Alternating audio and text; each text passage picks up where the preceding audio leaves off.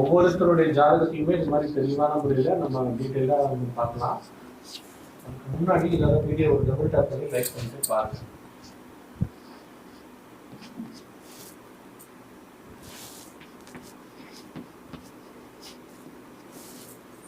கடக லக்னம், லக்னாதிபதி ஃபர்ஸ்ட் 1ஆம் பாவம் லக்னாதிபதி.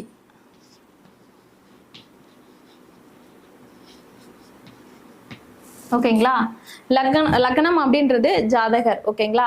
நமக்கு லக்னாதிபதி உச்சமா இருக்கு அப்படின்னா நல்ல பலன்களை கொடுக்கும். நம்ம நல்ல ஸ்தானங்கள்ல இருக்கலாம், ஆட்சி அதிகாரம் பேரு புகழ் அந்தஸ்து எல்லாமே கிடைக்கும், ஒரு நல்ல ஸ்டேஜுக்கு வரலாம். ஆனா இந்த இடத்துல எதுக்காக இந்த லக்னத்தை போட்டேன் அப்படின்னா, இந்த லக்னத்துக்கு லக்னாதிபதி சந்திரன் இந்த பாதகஸ்தானத்துல போய் அமர்றார். ஓகேங்களா?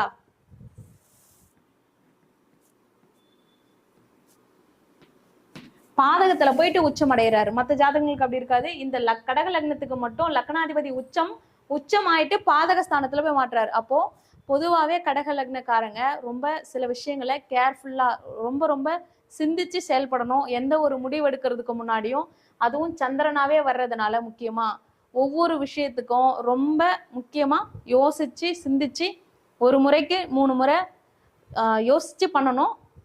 மற்றவங்க சொல்றாங்க, இவங்க சொல்றாங்க, அவங்க சொல்றாங்கன்னு கேட்டு பண்ணக்கூடாது. அதே மற்றவங்களுடைய ரிஷபம் அப்படின்னு ராசின்னு வரும்போது இப்ப ரிஷபம் வந்துடுது. ரிஷபம் நான் வந்து முடிவெடுக்கிறேன் அப்படின்றத தாண்டி ஜாதகர் நான் அப்படின்னும் போது நான் முடிவெடுக்கிறேன்றதை தாண்டி எனக்கு ரொம்ப பிடிச்சவங்களோ இல்லை எனக்கு உண்மையா இருக்கவங்க, ரொம்ப நேர்மையா இருக்கவங்க, நான் நல்லா இருக்கணும்னு நினைக்கிறவங்க, அந்த மாதிரி ஜாதகர் வந்து நல்லா இருக்கணும்னு நினைக்கக்கூடிய ஒரு பர்சன் இவங்களுக்கு ஒரு நல்ல விஷயங்கள் எடுத்து சொல்றாங்க அப்படின்னும் போது அதை இவங்க கேட்டு நடக்கிறாங்க அப்படின்னும் போது இவங்களுக்கு கரெக்டா இருக்கும். ஏன்னா இவங்களுக்கு சந்திரன் வந்து கெட்டு போயிடுச்சு. லக்னாதிபதி உச்சம் அடைஞ்சாலும் இங்க பாதகத்துல போய் மாட்டிக்கிச்சு.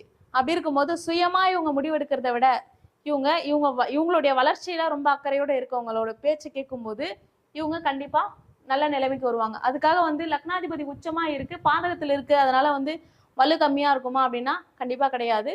சில விஷயங்கள்ல தேவையில்லாம மூக்கு நுழைக்காம இருந்தாலே எந்த ப்ராப்ளமும் வராது. இவங்க மற்றவங்களுடைய பிரச்சனையில இன்வால்வ் ஆகக்கூடாது. இவங்க பிரச்சனையை ஃபர்ஸ்ட் பார்க்கணும்.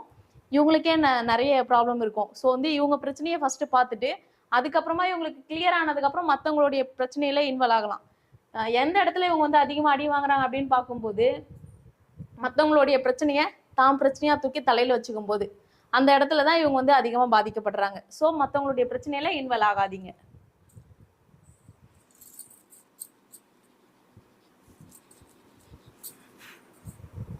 ஒரு உதாரணத்துக்கு தான் போடுறோம். இதே லக்னத்துக்கு 2ஆம் பாவம்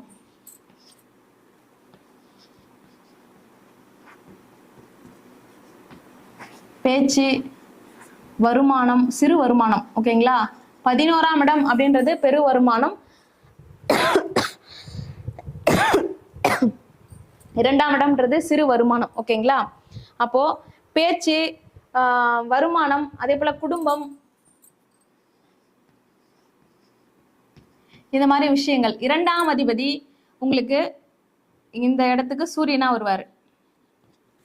சூரியன் உங்களுக்கு நல்ல நிலைமையில இருக்காரு அப்படின்னா டெய்லி இன்கம் கண்டிப்பா கிடைக்கும். லக்னாதிபதி 2லயும், ஒரு உதாரணத்துக்கு சொல்றேன், லக்னாதிபதி 2ஆம் அதிபதி லக்னத்திலையும் 11ஆம் அதிபதி உச்சத்திலேயோ அல்லது 11ஆம் அதிபதி லக்னத்திலேயோ அல்லது 11ஆம் அதிபதி 2லயோ எப்படி வேணாலும் 2ஆம் அதிபதியும் 11ஆம் அதிபதியும் சேர்ந்து எங்க இருந்தாலும் அல்லது லக்னத்தில் இருந்தால் கண்டிப்பா இவங்களுக்கு வாழ்க்கையில என்னைக்காவது இருந்தாலும் ஒரு நாள் மிகப்பெரிய வெற்றி அடைவாங்க. மிகப்பெரிய வருமானம் இவங்களுக்கு கண்டிப்பா உண்டு அப்படின்னு சொல்லிடலாம். வாழ்க்கையில ஜெயிக்கக்கூடிய ஜாதகம் அப்படின்னு சொல்லிடலாம். ஓகேங்களா? இதுல குரு பார்வையும் சுக்கிரனுடைய பார்வையும் இருந்ததுன்னா போதும், இவங்க நல்ல நிலைமைக்கு வருவாங்க. ஓகேங்களா? ஒரு உதாரணத்துக்கு இந்த இடத்துல இருக்குன்னு பார்த்துக்கும். குரு வந்து இங்க இருக்காரு, பகரமா இருக்காரு. குரு ரிவேஸ்ல இந்த ஸ்தானத்தை பார்ப்பாரு. ஓகேங்களா? இப்போ இங்க சூரியன் இருக்கு அப்படின்னு வச்சுக்கோங்க. 2ஆம் அதிபதி 1ல் சூரியனை பார்க்குது டைரக்டா. ஓகேங்களா? அப்போ கண்டிப்பா இவங்க வாழ்க்கையில முன்னேறிடுவாங்க. திடீர்னு ஒரு சின்ன வயசுல சூரியன் அப்படின்னும் போது லக்னத்திலே இருக்கிறதுனால 27 28 வயசுக்கு மேல இவங்க சீக்கிரமாவே முன்னேறதுக்கு ஆரம்பிச்சிருவாங்க. 50 வயசுக்குள்ள நல்லா வந்து செட்டில்ட் ஆயிடுவாங்க அப்படின்னு சொல்லலாம். ஓகேங்களா?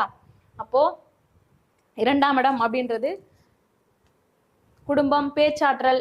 இப்போ ரெண்டாம் அதிபதி ஆட்சியில இருந்தாலும் சரி, 2ஆம் அதிபதி லக்னத்துல இருந்தாலும் சரி, நல்ல வாய் பேசக்கூடியவங்களா இருப்பாங்க.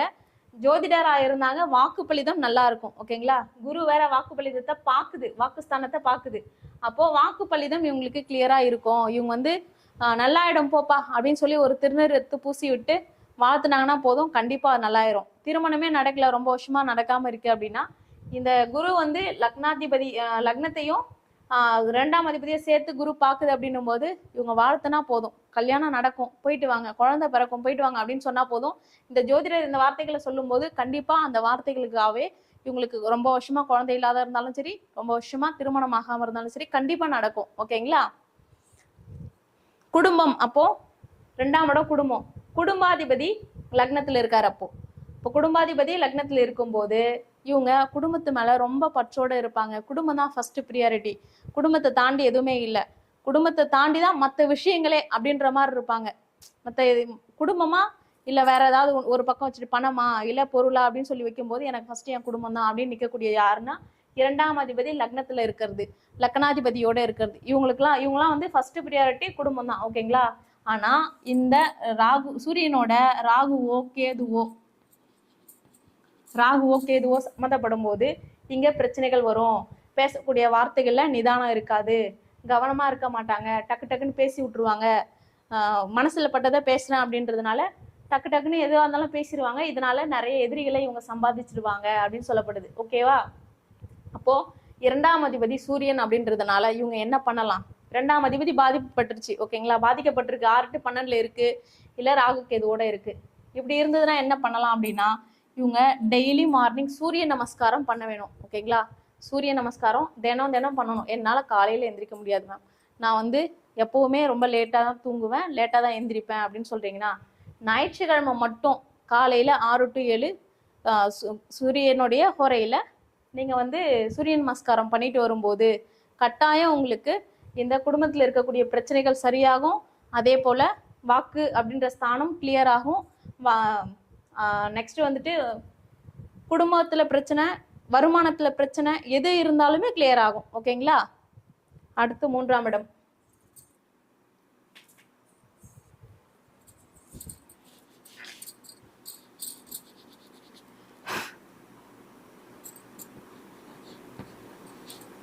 மூன்றாம் அதிபதி புதன்.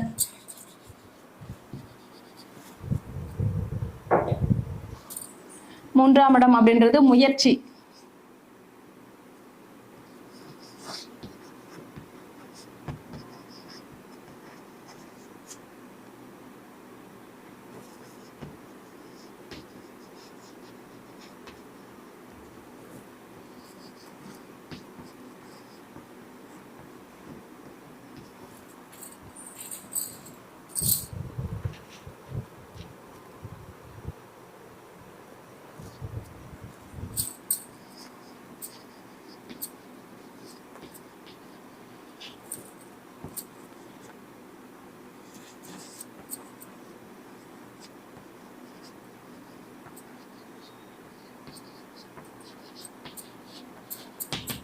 நான் வந்து சும்மா ஒரு 3 பாயிண்ட் 4 பாயிண்ட் அது மாதிரி சிம்பிளா சொல்றேன். ஆக்சுவலி ஒவ்வொன்றுத்துக்கும் காரகத்துவங்கள் ரொம்ப ரொம்ப நிறைய.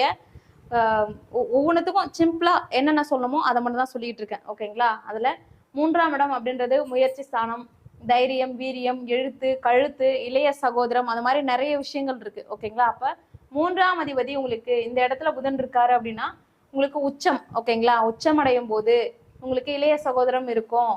அதே போல தைரியம், வீரியம் அதிகமா இருக்கும். எழுத்து ரொம்ப பாக்குறதுக்கு நீட்டா இருக்கும்.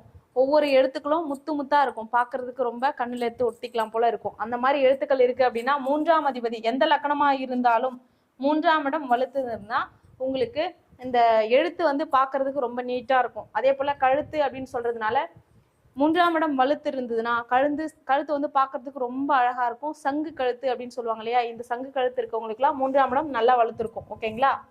முயற்சி ஸ்தானம், தைரியஸ்தானம், வீரியம் எல்லாமே இந்த ஸ்தானம் தான். அப்போ 3ஆம் இடம் ஒரு ஜாதகத்துக்கு 3ஆம் இடம் வலுத்துதுன்னா மட்டும்தான் தைரிய வீரியம் இருக்கும். 3ஆம் இடத்துல போயிட்டு பாவகிரகங்கள் சம்மந்தப்படுது அப்படின்னா 3ஆம் இடத்துலலாம் கேது இருந்ததுன்னா ரொம்ப பயந்தவங்களையா இருப்பாங்க. நைட்ல வெளிச்சம் இல்லாம வெளியிலே போக மாட்டாங்க. ஓகேங்களா?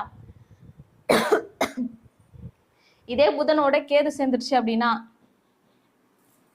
புதன் யாரோட சேர்றாரோ அதன்படிதான் செயல்படுவாரு அப்படின்னு சொல்லுவோம். நல்லவனோட சேர்ந்தா நல்லவனாகவும், கெட்டவங்களோட சேரும்போது கெட்டவங்களாகவும் செயல்படுவார். அப்படி இருக்கும்போது இந்த லக்னத்துக்கு 3ஆம் அதிபதி உச்சமா இருந்தாலும் கேது கூட சேரும்போது தைரிய இழப்பை தான் கண்டிப்பா கொடுக்குறாரு. இந்த மாதிரி நான் ஜாதகங்கள் பார்த்திருக்கேன். புதனோட கேது சேர்ந்ததுன்னா 3ஆம் இடத்துல தைரிய இழப்பை தான் கொடுக்கும். ஓகேங்களா? அதே போல 3ஆம் இடத்துல புதன் கேது இருக்கு அப்படின்னா அந்த இடத்துல 7ஆம் இடமும் அவுட்டு, 7ஆம் இடமும் கெட்டு போயிருக்கு அப்படின்னும் போது கண்டிப்பா தைரிய வீரியம் குறைவா இருக்கும். ஆண்களாக இருந்தாலும் பெண்களாக இருந்தாலும் தைரிய வீரியம் குறைவாக இருக்கும் அப்படின்னு சொல்லி சொல்லப்படுது. ஓகேங்களா? சில ஜாதகம் திருமண பொருத்தம்லாம் பார்க்கும்போது புதன் 3ஆம் இடத்துலயும் 7ஆம் இடத்துலயும் இருக்கா என்ன ஏதுன்னு செக் பண்ணிட்டு தான் சில விஷயங்கள் மேரேஜ் லைஃப்குள்ள இணைக்கணும். ஓகேங்களா?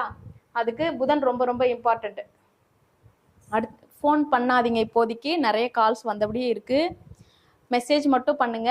ஃபோன் பண்ணாலும் இப்போதைக்கு இந்த 12 பாவங்களும் முடிக்க வரைக்கும் எதுவும் எடுக்க முடியாது. இப்போதான் 3 பாவங்கள் முடிஞ்சிருக்கு. ஓகேங்களா? இன்னும் நிறைய இருக்கு. ஸோ இப்போதைக்கு ஃபோன் பண்ணாதீங்க, மெசேஜ் மட்டும் பண்ணுங்க. ஓகேங்களா?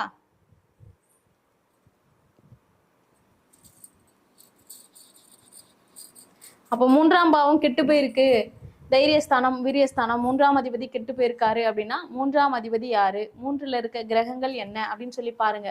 தைரிய வீரியம் வரணும் அப்படின்னா பொதுவா 3ஆம் இடத்துல கேது இருக்கு அப்படின்னா தைரியம் வர்றதுக்கு நீங்க அதிகமா இருட்டுல இருக்க பழகுங்க. இருட்டுல பழகுனா மட்டும்தான் உங்களுக்கு தைரியமே வரும். ஓகேங்களா? இருட்டுக்குள்ளேயே நான் இருக்க மாட்டேன், வெளிச்சம் இருந்தா மட்டும் தான் வீட்டுக்குள்ளேயே இருப்பேன் அப்படின்னு சொல்லக்கூடியவங்களாம் பார்த்திருக்கேன். அந்த மாதிரி நபர்கள் இருட்டுல 10 நிமிஷமாவது உட்கார்ந்து பழகுங்க. ஒரே ஒரு தீபம் ஏற்றி வச்சுட்டு அந்த தீப ஒளியில உட்காந்து தியானம் பண்ணுங்க. ஓகேங்களா? சித்தர்கள் வழிபாடு பண்ணுங்க. அந்த ஒரே ஒரு தீப ஒளி மட்டும் இருந்தா போதும். அந்த தீப ஒளியில நீங்க உட்காந்து தியானம் டெய்லி 10 நிமிஷம் 1/4 மணி நேரம். நீங்க கண்ணை மூடி பண்ணணும்னு கூட இல்லை, கண்ணை திறந்துக்கிட்டு பயம் இருக்கு அப்படின்னா கண்ணை திறந்துக்கிட்டு கூட பண்ணுங்க. அந்த மாதிரி பண்ணும்போது கொஞ்சம் கொஞ்சமா உங்களுக்கு தைரியஸ்தானம் வலுப்படும். ஓகேங்களா? இப்போ 3ஆம் அதிபதி உங்களுக்கு 6 to 12 இருக்கலாமா அப்படின்னா உபஜய ஸ்தானம் அப்படின்னு சொல்லுவோம். 3ஆம் அதிபதி மறையறது எந்த தப்பும் கிடையாது, முக்கியமான ஸ்தானம். அதுவுமே முக்கியமா 6, 8, 12 அப்படின்றது மட்டும்தான் பாவஸ்தானம் அப்படின்னு சொல்லலாம். 3ஆம் இடம் அதிக பாவஸ்தானம்னு இது வரைக்கும் இல்லை. 3ஆம் இடம் நல்லா இருந்தாதான் எல்லாமே நல்லா இருக்கும். 3ஆம் இடம் நல்ல ஸ்தானம் தான். அடுத்து 4ஆம் இடம். 4ஆம் இடம் சுக்கிரன். ஓகேங்களா? 3ஆம் இடத்துக்கு என்னென்ன பரிகாரம் அப்படின்னு சொல்லிடலாம். இப்போ இந்த 3ஆம் இடம் அப்படின்னும் போது புத பகவானா வராரு. புதன் அப்படின்னும் போது உங்களுக்கு சப்த கன்னிமார் தெய்வங்கள் வழிபாடு பண்ணலாம், பெருமாள் வழிபாடு பண்ணலாம். கூட என்ன கிரகங்கள் இருக்கோ அந்த கிரகங்களுக்கான தெய்வத்தை வழிபாடு பண்ணிக்கலாம். லாஸ்டா என்னென்ன கிரகங்களுக்கு என்னென்ன தெய்வம் அப்படின்னு சொல்லி நான் எழுதி கொடுத்துட்றேன். அதன்படி நீங்க எந்தெந்த பாவத்துல என்னென்ன கிரகங்கள் இருக்கு அப்படின்னு சொல்லி பரிகாரம் எடுக்கிறதுக்கு நீங்களே எப்படி பரிகாரம் எடுக்கலாம் அப்படின்றத தெரிஞ்சுக்கோங்க. ஓகேங்களா? 4ஆம் இடம் சுக்கிரன்.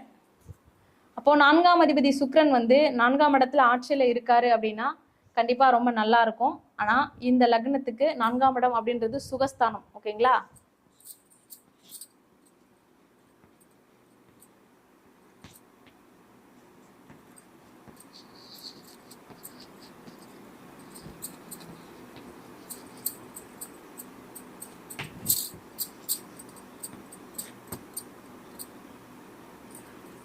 போதும், இது வரைக்கும் போதும். வீடு மனை வாசல் சொத்து வண்டி வாகனம் எல்லாமே இதுதான். சந்தோஷம்,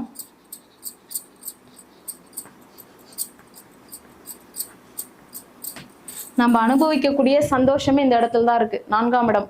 ஓகேங்களா? வீடு மனை வாசல் சொத்து வண்டி வாகனம் எல்லாமே இந்த இடம் தான்.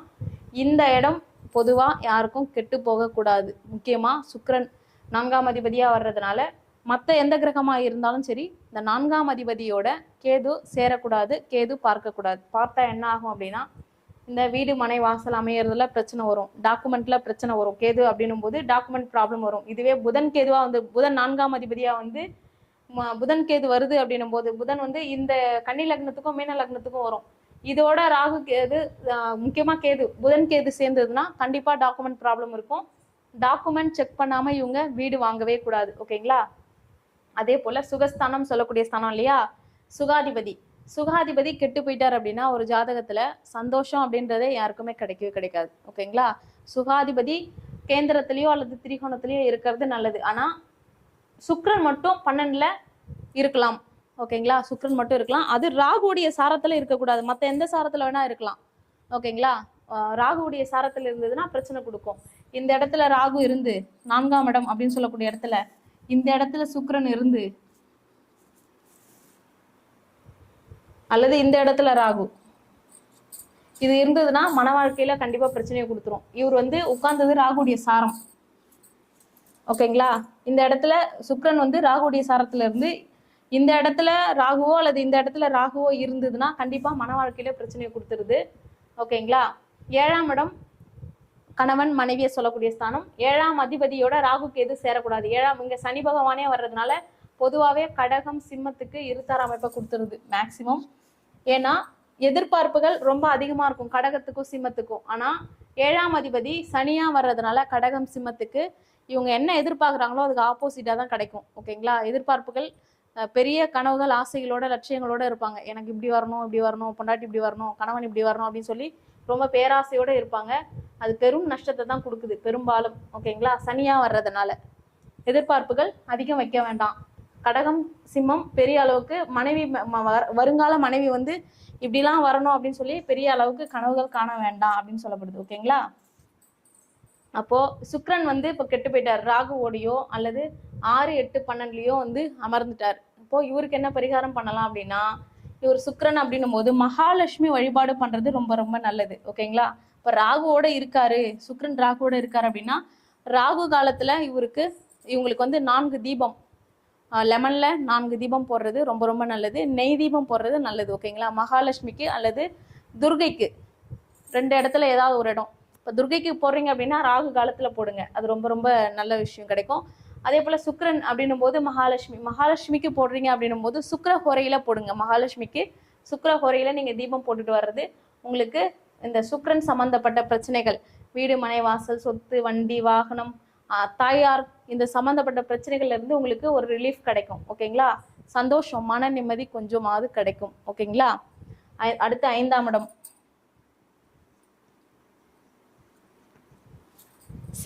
செவ்வாய் வந்து 5ஆம் இடத்துல இருந்ததுன்னா 5ஆம் அதிபதி செவ்வாயா வர்றதுனால முதல் குழந்தை ஆண் குழந்தையா பிறக்கும். ஓகேங்களா. இத குரு பார்த்தது அப்படின்னா எங்க இருந்து பார்த்தாலும் குரு பார்த்ததுன்னா அப்படின்னா கன்ஃபார்மா இவங்களுக்கு ஆண் குழந்தை பிறக்கும். முதல் குழந்தை ஆண் குழந்தை பிறக்கும். 5ஆம் இடம் பூர்வீகம் பூர்வ புண்ணியம் அப்படின்னு சொல்லக்கூடிய ஸ்தானம். அந்த 5ஆம் இடம் வலுவா இருக்கு அப்படின்னா இவங்களுக்கு குலதெய்வத்துடைய அருள் இருக்கு அப்படின்னு சொல்லலாம். பேரு புகழ் அந்தஸ்து எல்லாமே உருவாகும். நல்ல நிலைமைக்கு வருவாங்க. எதிர்காலம் நல்லா இருக்கும். ஓகேங்களா. இதே 5ஆம் அதிபதி 8லயோ 12லயோ இருந்தது, 7, 8, 12ல இருக்கு அப்படின்னா கண்டிப்பா மன வாழ்க்கையில பிரச்சனையை கொடுக்கும். ஓகேங்களா. ஸோ இந்த செவ்வாயோட ராகுக்கு எது சேருது அப்படின்னும் போது செவ்வாய் ராகு ஆண்களுக்கு சேரக்கூடாது. பெண்களுக்கு செவ்வாய் ராகு சேரக்கூடாது. செவ்வாய் ராகு செவ்வாய் கேது சேரக்கூடாது. ஆண்களா இருந்தா சுக்கிரன் கேது சுக்கிரன் ராகு சேரக்கூடாது. ஓகேங்களா. இப்போ 4ஆம் அதிபதி ஒரு ஆண் ஜாதகமா இருந்து சுக்கிரன் ராகு சேர்ந்ததுன்னா கண்டிப்பா பிரிவினையை கொடுக்கும். இதே மாதிரி 2, 3 அமைப்புகள் இருக்கு. சனிக்கேது இணைவு, சுக்கிரன் சூரியன் இருக்குது, சூரியன் ராகு கேதுவோட இருக்கிறது, இந்த மாதிரி 2, 3 காம்பினேஷன்ல ஒரு ஜாதகம் இருக்கு அப்படின்னா கண்டிப்பா இது மன வாழ்க்கையில ஒரு பெரிய அளவுக்கு பாதிப்பை கொடுக்காம போகவே போகாது. ஓகேங்களா. செவ்வாய் வந்து பாதிக்கப்பட்டிருக்கு அப்படின்னும் போது செவ்வாய் இங்க திதி சுண்ணியமாவோ முடக்காவோ வந்து அபயோகியாவும் வருது அப்படின்னா கண்டிப்பா பெரிய அளவுக்கு பாதிப்பு கொடுக்கும். ஒரு சிலருக்கு யோகி அவயோகியா வந்துருவார். செவ்வாய் முடக்காதிபதியா வந்துருவாரு. அதே போல திதி சுண்ணியத்திலையும் மாட்டிப்பார். இந்த மாதிரி அமைப்புகள் இருந்தால் செவ்வாய் வந்து பெரிய அளவுக்கு பாதிப்பை கொடுக்கும். அப்போ இவங்க முருகர் வழிபாடு பண்ணும்போது கொஞ்சம் பார்த்து பண்ணணும் அப்படின்னு சொல்றாங்க. நீங்க உங்களுக்கு வழிபாடு பண்ணும்போது முருகர் வழிபாடு பண்றது உங்களுக்கு திருப்தியா இருக்கு, எந்த பாதிப்பும் கொடுக்கல அப்படின்னா கண்டினியூ பண்ணுங்க. இல்லை நான் முருகர் கோயிலுக்கு போயிட்டு வந்தா எனக்கு பிரச்சனையை கொடுக்குது அப்படின்னு சொல்லி ஒரு சில பேர் சொன்னாங்க.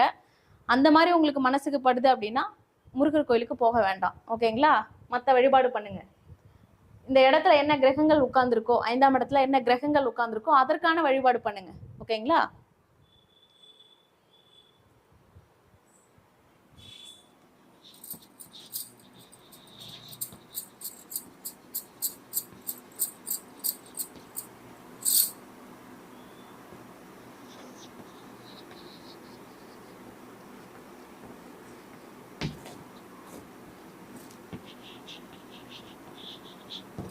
5ஆம் இடம் குழந்தை, குலதெய்வம், புகழ், இதெல்லாமே சொல்லலாம். தாத்தா பாட்டி,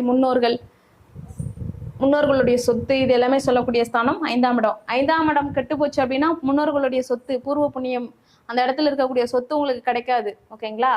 ஸோ 5ஆம் இடத்தை உங்களுக்கு என்ன மாதிரி பாதிப்பு இருக்கு அப்படின்னு சொல்லி பார்த்துக்கோங்க. அதை கிளியர் பண்ணுங்க. அப்பதான் உங்களுக்கு குலதெய்வத்துடைய அனுகிரகமும் கிடைக்கும், பூர்வீகத்தில் இருக்கக்கூடிய சொத்துக்களும் கிடைக்கும். அதே போல உங்களுக்கு எதெல்லாம் வேணும் நீங்க ஆசைப்படுறீங்களோ அதே மாதிரி கர்ம வினைகள், தாத்தா முன்னோர்களுடைய கர்ம வினை, ஓகேங்களா, முன்ஜென்ம கர்ம வினையை முக்கியமா குறிக்கக்கூடியது. கர்மஸ்தானம் 10ஆம் இடம் இருந்தாலும் முன்னோர்களுடைய கர்மஸ்தானத்தை சொல்லக்கூடிய இடம், அதுவுமே உங்களுக்கு கண்டிப்பா அனுபவிச்சுதான் ஆகணும். ஓகேங்களா?